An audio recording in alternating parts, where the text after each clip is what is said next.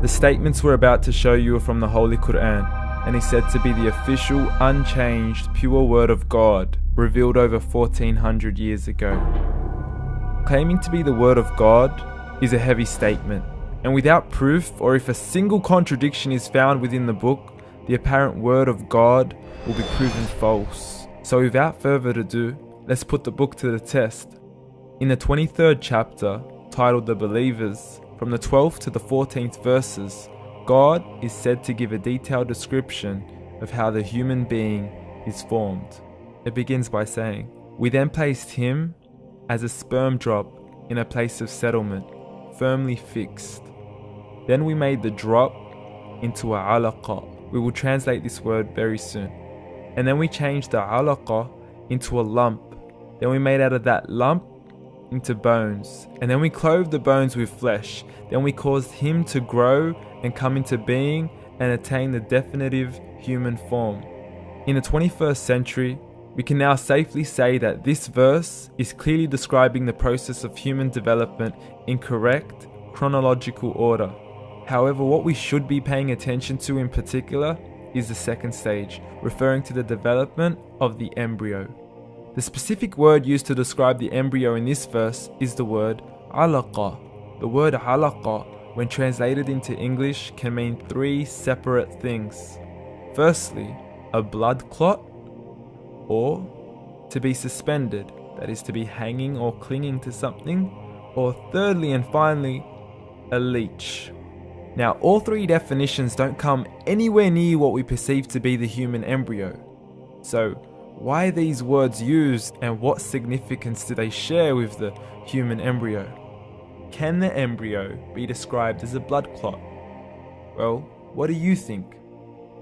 In the 3rd week of embryonic development, a tubular heart joins with the blood vessels to form a primordial cardiovascular system, and by the end of the 3rd week, the blood is circulating and the heart begins to beat on day 21. The first thing that comes to mind in regards to being suspended or hanging is the umbilical cord. But we can't use that example because we are simply referring to step 2, before the baby has even formed. But we now know today that the umbilical cord is formed from the connecting stalk. And the connecting stalk is formed as soon as the embryo is formed. The embryo's connecting stalk has even been described by John Allen and Beverly Kramer as an object to suspend the developing embryo in the extra-embryonic column. So an embryo is suspended and does have a strong resemblance with the blood clot. What on earth would an embryo have to do with a leech? Figure A shows the structure of an embryo at 25 days. Figure B shows a leech. Now please note once again that the embryo in this stage is no greater than the size of a kernel of wheat. This is an X-ray of the embryo at 22 days. This is the internal structure of a leech. It's mind-blowing stuff, but you still haven't seen anything yet. This is the head of the embryo at 22 days. The detail you are seeing right now is absolutely impossible to be seen with the human eye and can only be seen with a microscope. This is the back end of a leech. There's no other words used to describe this other than mind-blowing. The pictures we have shown you are impossible to be seen with the human eye or even to be predicted by the human mind.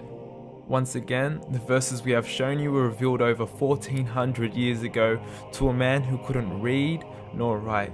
Are these the words of God? Descriptions of the human embryo in the Quran cannot be based on scientific knowledge in the 7th century. The only reasonable conclusion is that these descriptions were revealed to Muhammad from God, from God, from God, from God, from God.